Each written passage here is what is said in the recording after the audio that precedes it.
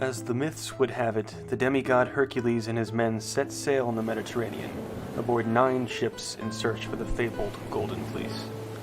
The 9th vessel among them is said to have fallen from its course at the will of a powerful storm. The ship was found wrecked on the eastern coast of the Iberian Peninsula, and Hercules and his surviving crew members were so enthralled by the sheer beauty of the coastal landscape upon which the ship had wrecked that it was decided to establish a new city with the aid of Hermes, god of thieves and the trade. The city is said to have obtained its name by the fate of that 9th ship, the Barcelona. Historical accounts, however, trace Barcelona's deepest roots to the small coastal village of Barcino, officially established by Augustus around the 1st century BCE.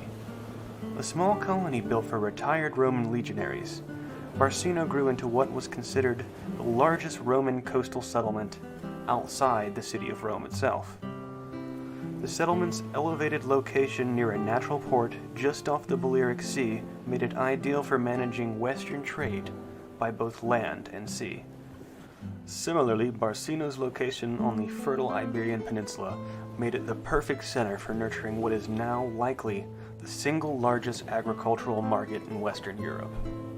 As with most colonies established by the Roman Empire, the city was designed from scratch with Roman centuriation and regular gridding, with an emphasis on the connection between rural farming communities and the walled city center itself. Near the middle of the city stands a quaint cobbled plaza known as the Plaza del Rey. It is widely believed by locals that this was the very location that King Ferdinand II and Isabella greeted a gentleman by the name of Christopher Columbus after his long voyage to the New World. If you take a trip to Barcelona and descend several feet below the cobbled stonework of this town square today, what awaits is remarkable. A large section of the Roman village of Barcino can still be seen today, and as most of it remains intact, one can easily note the similarities in ways of living between those of Barcino and those of the ancient city of Rome. Archaeologists have exposed numerous floor mosaics, ancient frescoes, a wine pressing facility, and even a Roman felonica, where citizens would line up to have their clothes dyed and washed. Fun fact, did you know that the Romans used human and animal urine to aid in the process of bleaching and cleaning clothes? Some Roman felonicas even had adjacent restrooms on the street corner, where urine was collected and piped directly into the laundry basin. Anyway, the Punic Wars against Carthage led the Romans to begin building walls around Barcino and paving the Forum to create a major provincial capital. Barcino likely served as the central base for operations in Roman imperialization on the Iberian Peninsula. During its Roman height around the 1st century AD, the city is said to have had a population many times greater than its numbers today.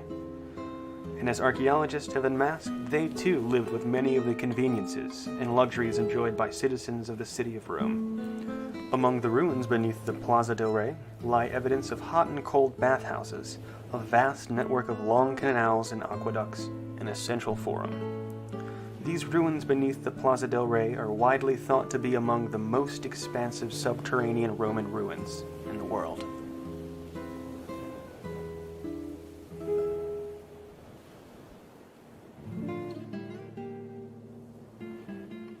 Near the end of the 3rd century AD, the Roman Empire really began to grow weak in the knees. A number of factors, the likes of which include economic instability, political corruption, and an unmanageable expansion, to name a few, all played a decisive role in the fall of the Roman Empire. Most notable in our case is the impending invasion by a number of Eastern Germanic tribes, including the Franks, the Vandals, and the Arian Visigoths, across the Pyrenees Mountains and eventually into the Roman town of Barcino itself.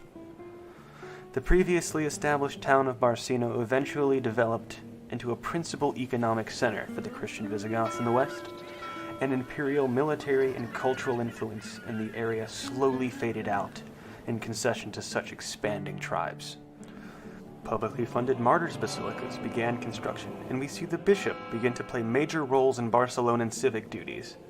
The Forum eventually loses its purpose, and the early temple to Augustus was eventually dismantled, and much of its building material was reused as spolia in nearby palaces and religious structures. The dissolving ancient Roman town continued to develop into the major commercial city we know of today as Barcelona. In and around the 10th century, another count by the name of Borrell II grew in influence and strengthened the county's political power. We begin to see an increasingly distant and independent relationship between the count and his king. Later in the same century, a new count by the name of Miro brings irrigation from the Bezos River to the walls of the city by the construction of the Rec-Comtal. This artificial canal served, of course, as a means of bringing fresh water to the city, but it also was lined with water mills used to grind grain into flour. As clean water floods the city, religion begins to flood the rural suburbs. We begin to see the construction of monasteries and churches in areas distant from the city walls, such as Saint Pierre de les Puels and Santa Maria del Pi. Along with the development of Christianity, Barcelona's sole Jewish community, the Aljama, also began to establish their own respective institutions across town.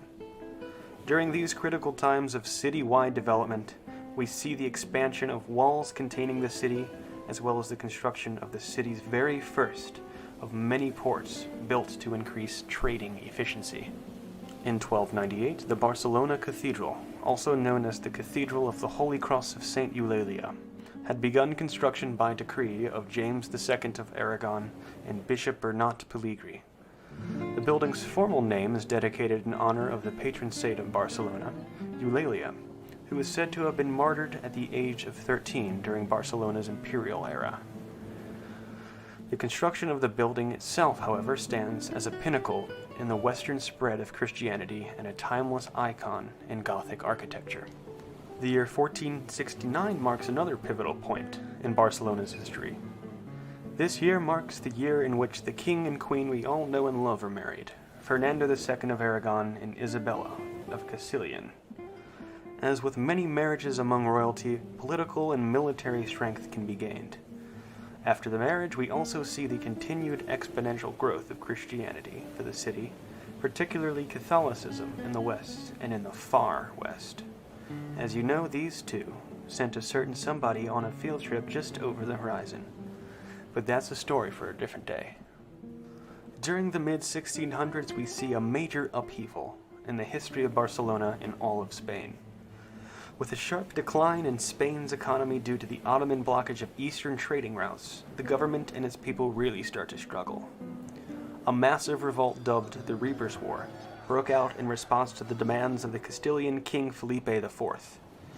The layman of Barcelona and all of Catalonia was in essence forced to furnish Spanish troops positioned in Catalonia during the 30-Year War with housing and food. In 1641, the Castilian forces were defeated by Catalans in the Battle of Montjuic, and the Catalans accepted Louis X of France as the standing Count of Barcelona and therefore ruler of Catalonia. Eventually, France was pushed back onto their side of the Pyrenees Mountains, and things were finally settled in the signing of the Treaty of Pyrenees. France agreed to relinquish most of the county of Catalonia back to Spain. Although Catalonia fell back into the hands of the Spanish monarchy, the Reapers' Rebellion nonetheless was not fought in vain. Catalonia presumably had earned a certain degree of respect from its authority, for it had gained the recognition of many additional rights and privileges against its rulers, the likes of which the Catalans had never seen before under any sovereign.